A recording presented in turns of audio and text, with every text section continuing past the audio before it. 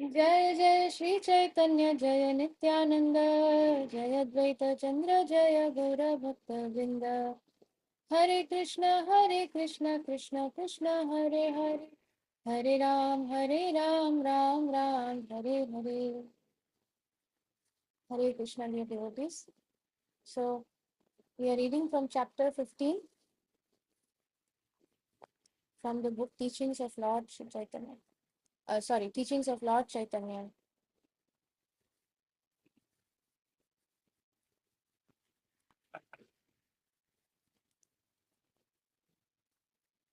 So last class we saw that Mahaprabhu explains that there are three ways to reach the ultimate destination. But although Brahman, Paramatma, and Bhagavan qualitatively they are one and the same.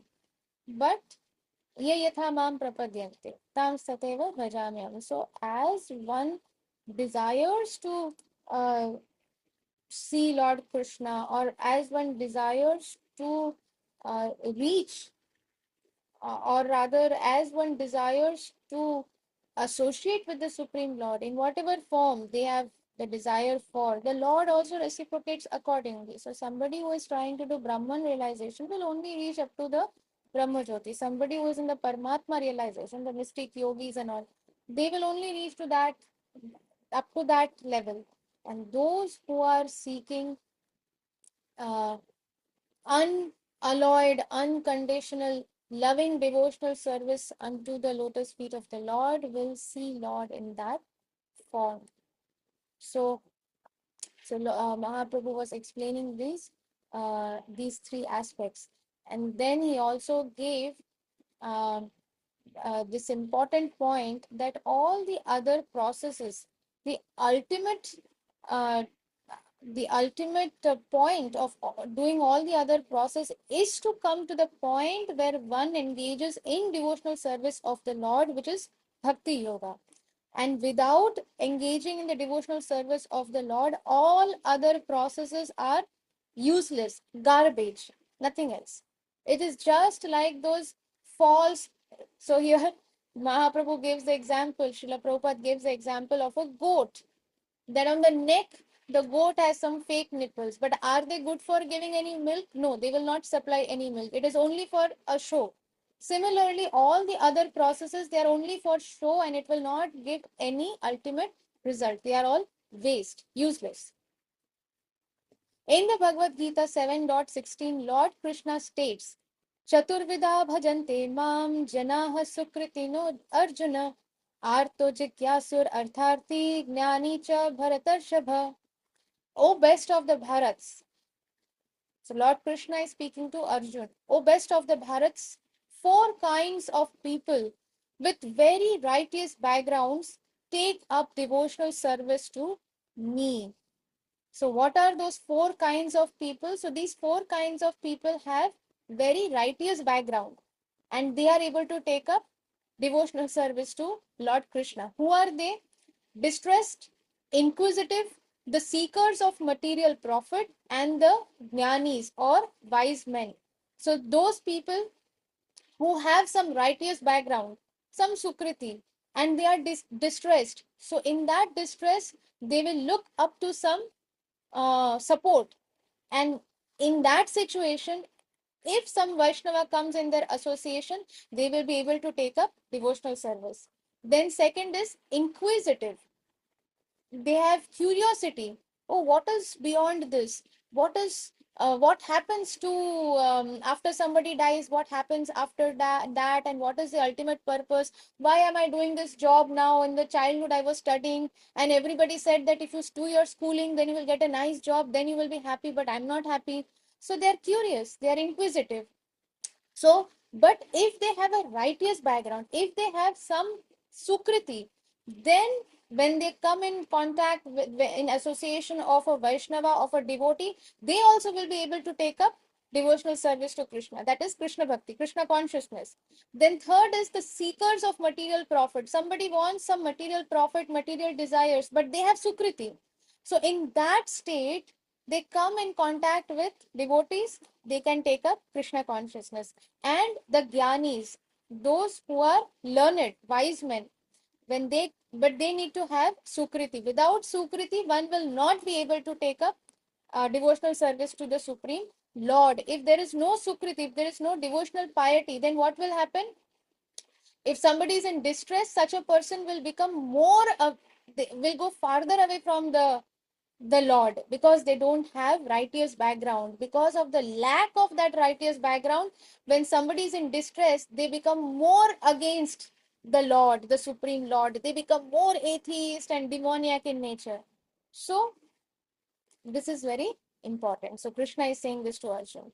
Out of these four, those who are distressed and those who desire wealth are called Sakam devotees. I'm distressed. I want some peace. I want to come out of my distress and suffering. Therefore, okay, you are saying that chanting the names of Krishna will take me out of this distress. Chalo, theek hai. Then I'll start chanting Hare Krishna, Krishna Krishna, Hare Hare, Hare Ram, Ram Ram, Hare Hare. Then after some days, they will say, yes, I'm getting some relief. Now I'm feeling better. So that is Sakam, because they want some result out of doing this devotional practice. And those who desire wealth, because they have a desire for wealth, so they are all Sakam devotees. Whatever it is, they are devotees. Sakam, they want something in exchange or in negotiation of the devotional service that they are doing. Devotees with material desires, um, Sakam devotees or devotees with material desires. Sakam means those devotees who have some material desire. Then the other two, the inquisitive and the searcher for wisdom, are called mokshakam devotees or seekers of liberation. One who is curious, they are not in distress. It is not that they are in some pain or some problem or some challenge or obstacle or something. They are just inquisitive, curious. Okay, what is this God, and is this really true or not? What is there after this?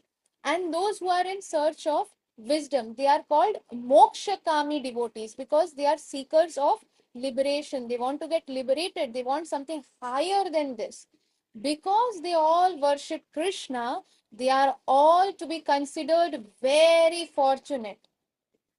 Just because they have taken up the worship of Krishna, whether they are Artho, Jigyasur, Artharthi, Gnani, whatever it is, whichever reason it is, because they have taken up the worship of Krishna, they are to be considered very, very fortunate. In due course of time, if they give up all desires, all material desires, and become pure devotees of the Supreme Lord. Pure devotees means those devotees who just want unconditional loving service of the Lord. They just want unconditional love for the Supreme Lord. They are called pure devotees. They don't have any material desires. They can be considered most fortunate. So these four types of people who have some righteous background, they come into Krishna consciousness, they are very fortunate. But in due course of time, if these four categories, they give up their material desires and become pure devotees of the Supreme Lord Krishna, then they can be considered to be the most fortunate. Such fortunate beginners can develop only in the association of pure devotees of Lord Krishna, not otherwise. When one associates with pure devotees, he becomes a pure devotee himself. Just like if iron comes in contact with fire and stays in contact with fire for some time, what happens? The hot iron becomes as good as fire. So when one associates with the pure devotees, he becomes a pure devotee himself. This is confirmed in Srimad Bhagavatam, Canto 1, Chapter 10, Text 11. सत्संगान मुक्त दुह संगो हातुम नुत्सहते बुधः कीर्तमानं यशो यस्य सकृत आकर्ण्य रोचनम. A person who is actually intelligent is able, by the association of pure devotees, to hear the descriptions of Lord Krishna and his activities. So an intelligent person, the symptom of an intelligent person is that they get attracted to the pure devotees because of their purity. Pure devotees are the most intelligent persons, and therefore, those in the material platform also who are actually intelligent will take association of pure devotees, and by that intelligence and by the association of pure devotees, they are able to hear the descriptions of Lord Krishna and Lord Krishna's activities. These activities of Lord Krishna are so attractive that one who hears of them does not wish to give up such association with the Lord. So once somebody gets to hear the descriptions of Lord Krishna and his activities, these activities are so attractive that they, after hearing them from the pure devotees, they do not wish to give up such association with the Supreme Lord Krishna. Then they want to hear more, more, more, more. Give me more Krishna, more Krishna. In the material platform, give me more this, give me more that, give me more this, give me more that. But in Krishna consciousness, give me more Krishna, Krishna, Krishna, Krishna, Krishna. So, except for the association of pure devotees, all association is kaitava or cheating. Other than the association of pure devotees, every other association is cheating. It is not, it is all cheating. So, Krishna willing, we'll continue reading tomorrow. We'll pause here for today.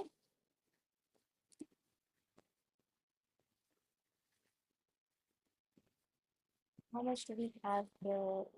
Okay, let me complete this one paragraph then.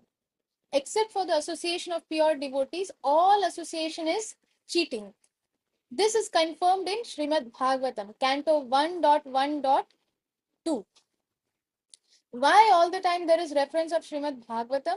Srimad Bhagavatam is the case study of various devotees, and it is the case study where it is proved that Lord Krishna is the Supreme Lord, and what is the relation between the Lord and his devotees, and what mistakes the devotees have done, and how they have been able to how they have overcome from those situations, all those case studies.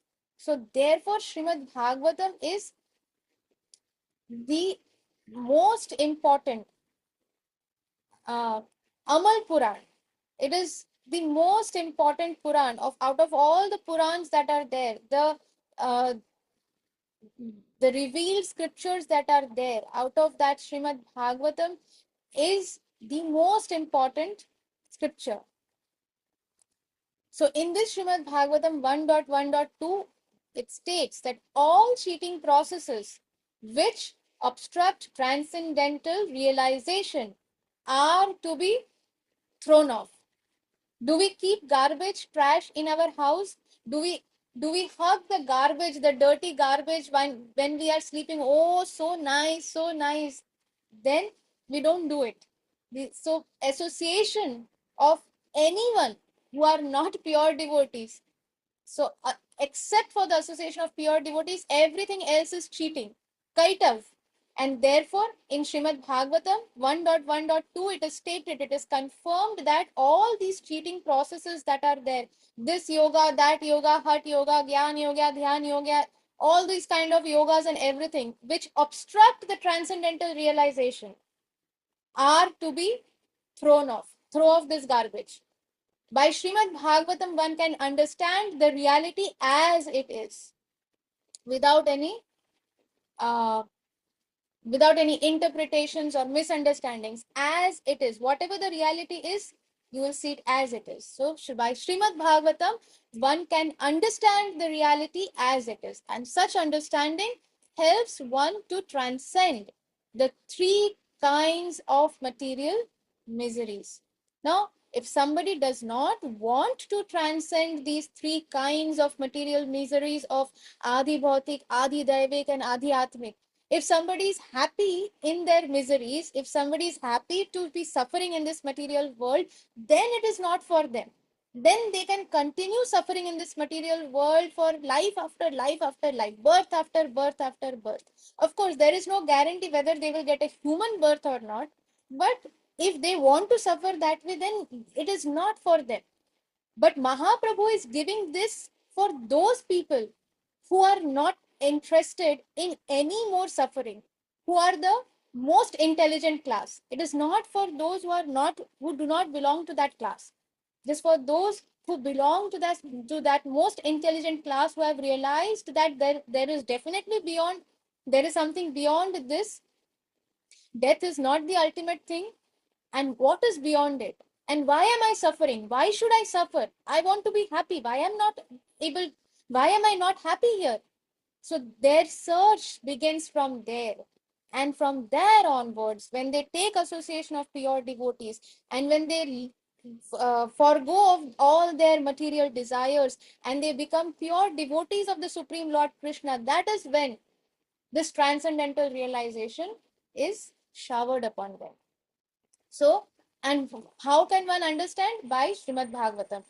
One can understand this reality as it is. And only such understanding helps one to transcend these three kinds of material miseries. Srimad Bhagavatam was compiled by the greatest sage, Srila Vyasdev. Srila Vyasdev is an incarnation of the Supreme Lord Himself. Who can who can describe the activities of the Supreme Lord other than the Supreme Lord Himself? Therefore, Srila Vyasdev is the incarnation of the Supreme Lord in order to give us this greatest scripture, Srimad Bhagavatam, this greatest Puran, Srimad Bhagavatam. So, Srila Vyasdev, and it is the work coming out of his mature experience. So, Srila Vyasdev wrote many Vedas and Puran and everything he wrote, but he was not satisfied. So, at the peak of his maturity, after experiencing all these things, at the peak of his maturity, he realized that something is missing. He has still not given his best work. And that is when Sri Narad Muni comes, and Srila Vyasdev inquires submissively from Sri Narad Muni that why am I not feeling satisfaction? And Sri Narad Muni asks Srila Vyasdev, what is your view? What is your thought process? What do you think about it? Why do you think you're not getting satisfaction? And Srila Vyasdev shares his experience, his thoughts, and he requests Sri Narad Muni to enlighten him. And that is when Sri Narad Muni says that yes, because all these Vedas and all these that you have given will only deviate the people towards doing more fruitive activities and more materialism. It will not attract one to the lotus feet of the Supreme Lord, because you have still not described the glories of the Supreme Lord. You have not described the glories of the Supreme Lord, his form, his activities, his paraphernalia, his devotees, which is most dear, which is the heart of the Supreme Lord, and therefore you are not feeling satisfaction. So, at the peak of maturity, mature experience of Sri Vyasdev, Srila Vyasdev has compiled this greatest literary incarnation of the Supreme Lord, Srimad Bhagavatam. And Srimad Bhagavatam, so by understanding Srimad Bhagavatam and by rendering devotional service to the Supreme Lord Krishna, one can immediately capture the Supreme Lord within his heart. Dham Bandhan. So you can immediately capture and tie the Supreme Lord in your heart. So we'll pause here for today. Krishna willing, we'll continue reading again tomorrow. Hare Krishna. Thank you very much, dear devotees, for your kind association. Yes, Mataji. ধন্যবাদ প্রণাম মাতাজি। Last পার্টটা একটু যদি বাংলা কিংবা হিন্দিতে বলা যায়, ওই দাম বন্ধন লীলাটা টাইটলি বাঁধা, এটা ব্যাপারটা কি ঠিক বললেন?